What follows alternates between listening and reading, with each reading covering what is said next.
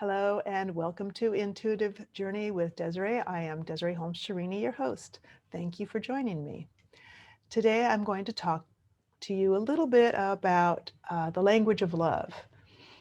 For many of us, we don't know much about this, but there are patterns, and we can use this information to help us have a better relationship. As I record this, it's a couple weeks after Valentine's Day in 2021.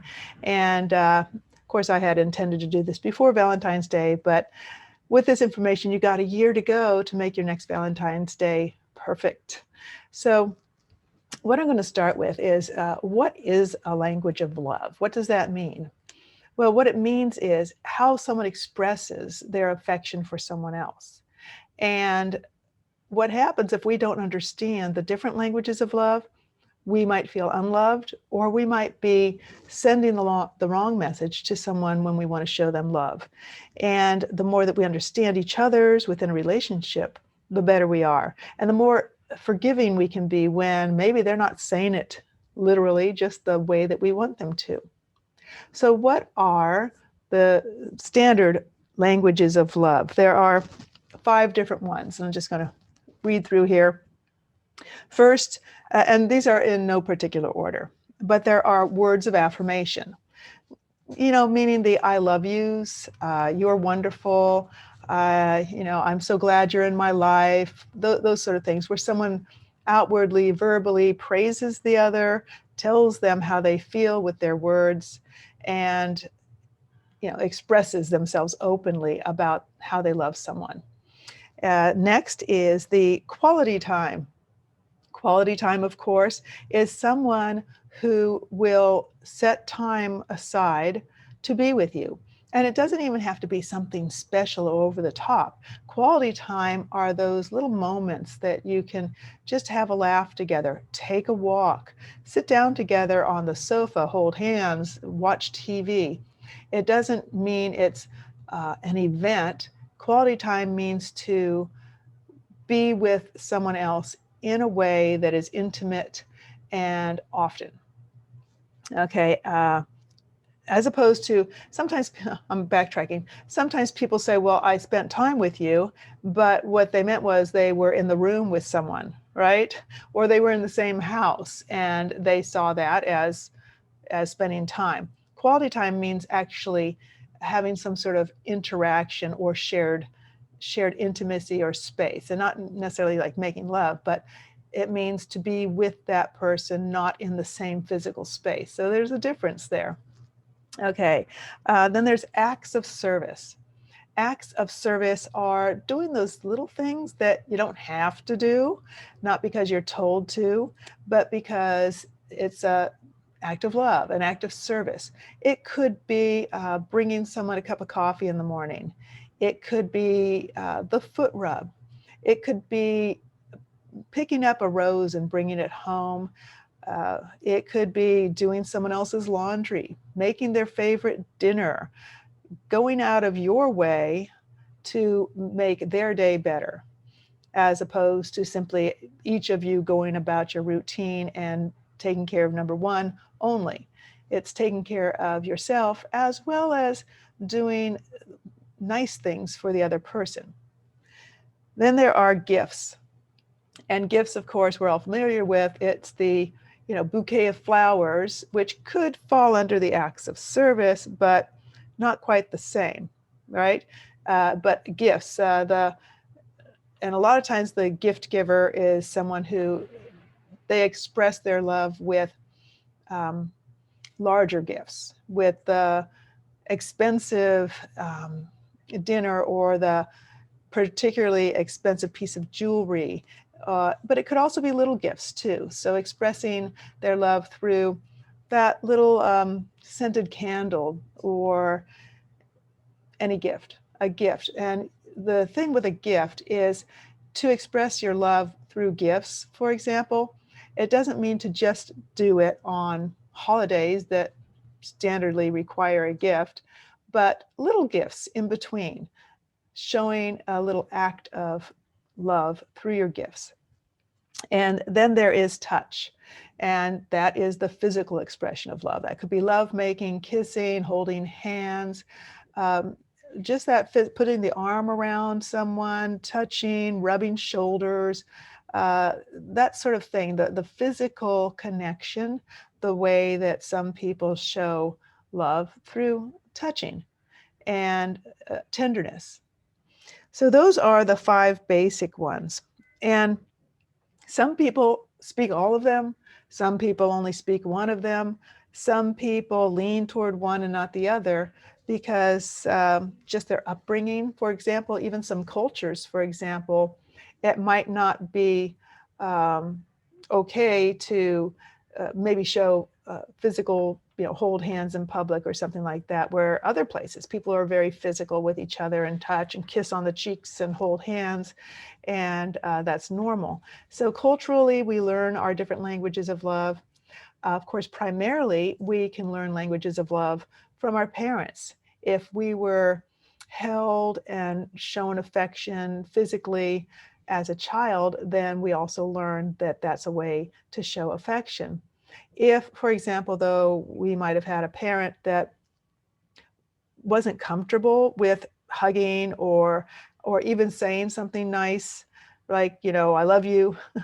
If you had a parent like that, but they paid your bills and they, made sure that you had what you need, that was their language of love. And that might be as far as they learned from their parents, that's love is, a certain language for them. So we do tend to carry over what we learned from our parents.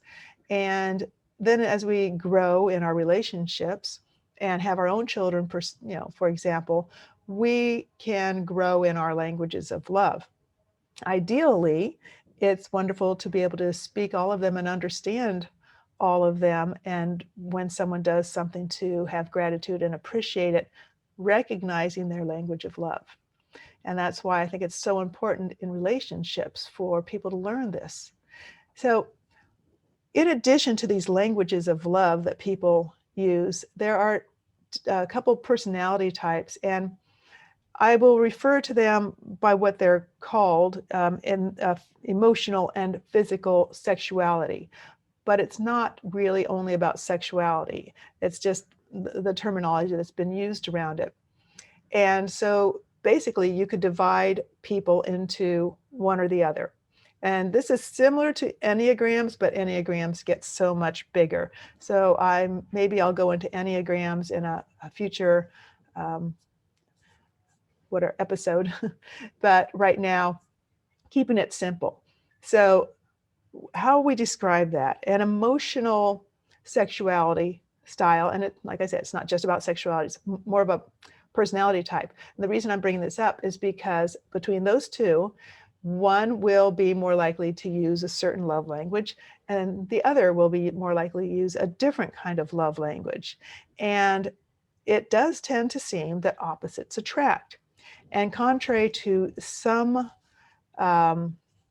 belief systems, these studies show that we tend to follow a certain pattern, not necessarily based on the same-sex parent, but on the father or on the mother. So I'd have to go into more detail to exactly remember which one it was. I think it was we both follow the father.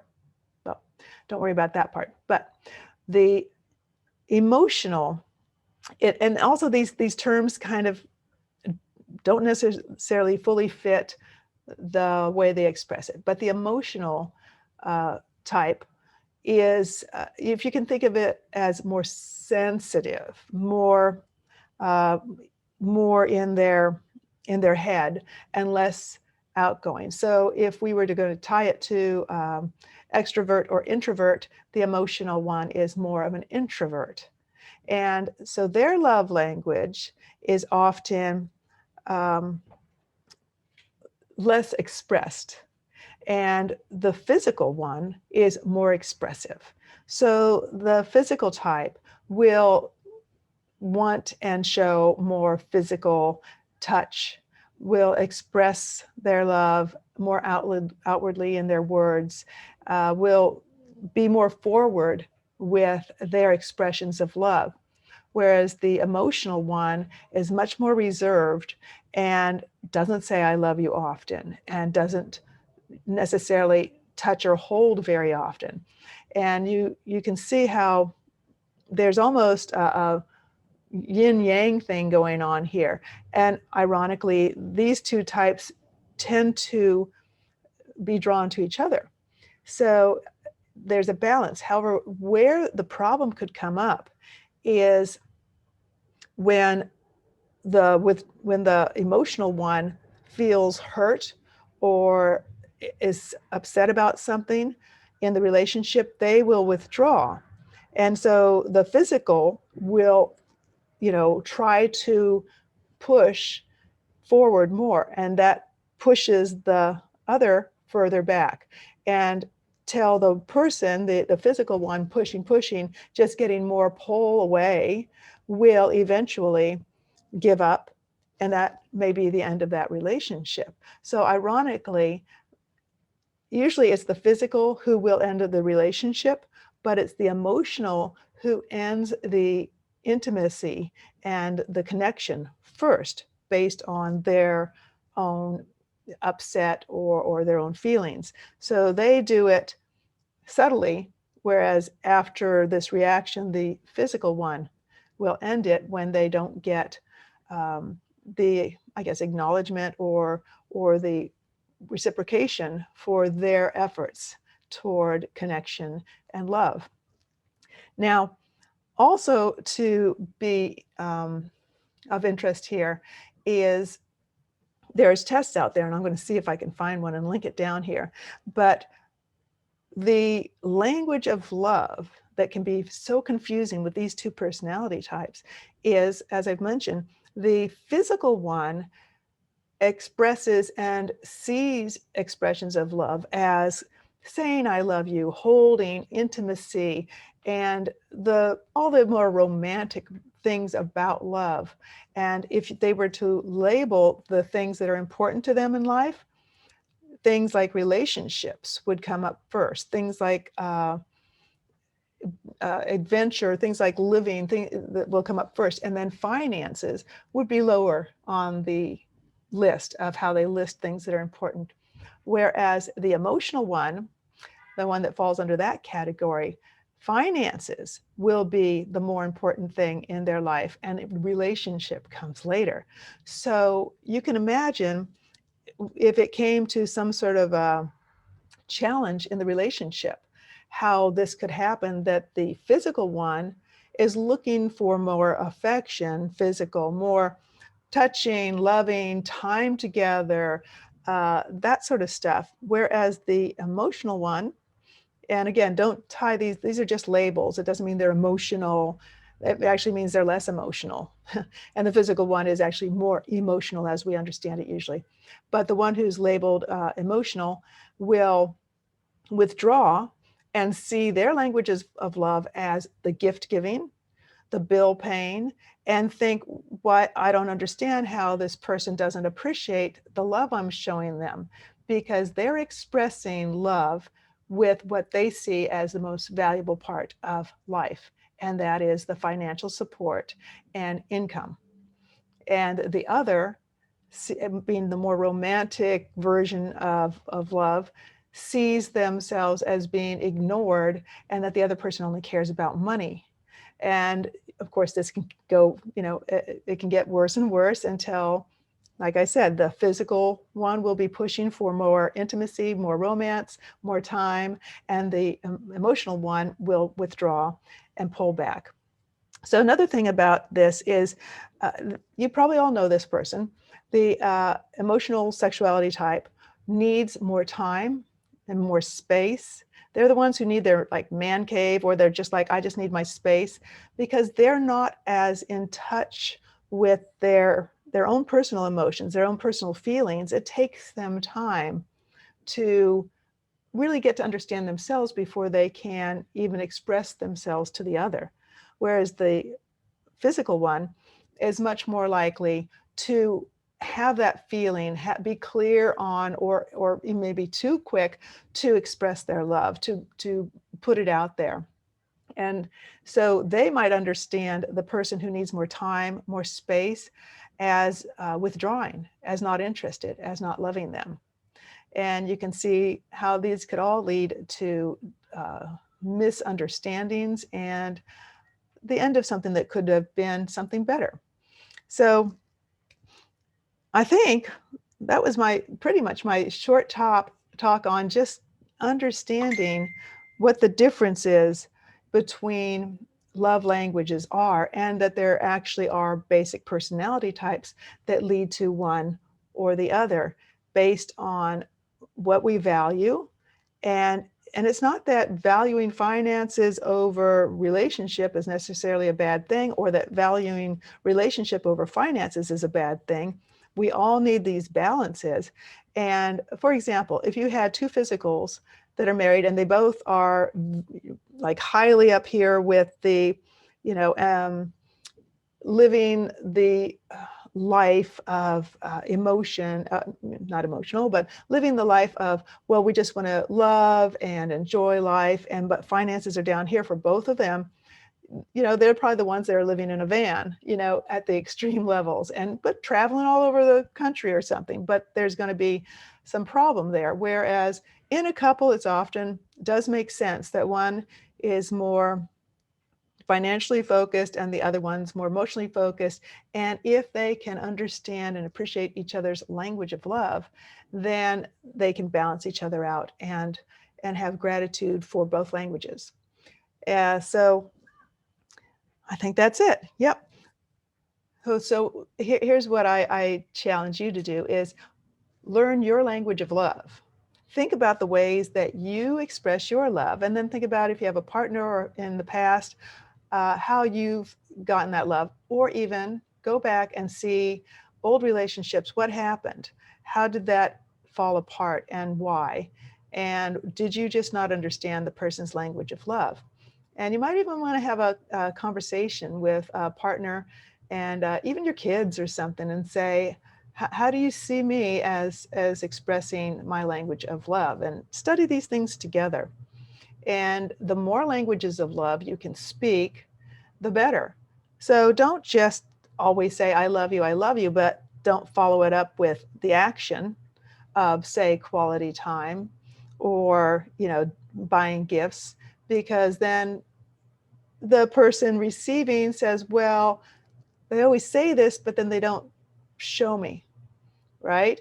Or if you're only loving, touching, rubbing the shoulders, but when it comes to somebody needing you there, like when they really need you, you're like, oh, I'm not available. That's part of love. It's part of love is being there, the quality time, the words of affirmation, the acts of service, the gift, and the touch. And you may not get them all, but the more that you can, the more loved your partner or your family will feel. So I'll put down in the details a couple links for you to explore. And I think I found a test I can put down there for you too, to see what your language of love is. Thanks for being here. I'm Desiree Holmes Scherini on Intuitive Journey with Desiree. Go forth in love. Bye.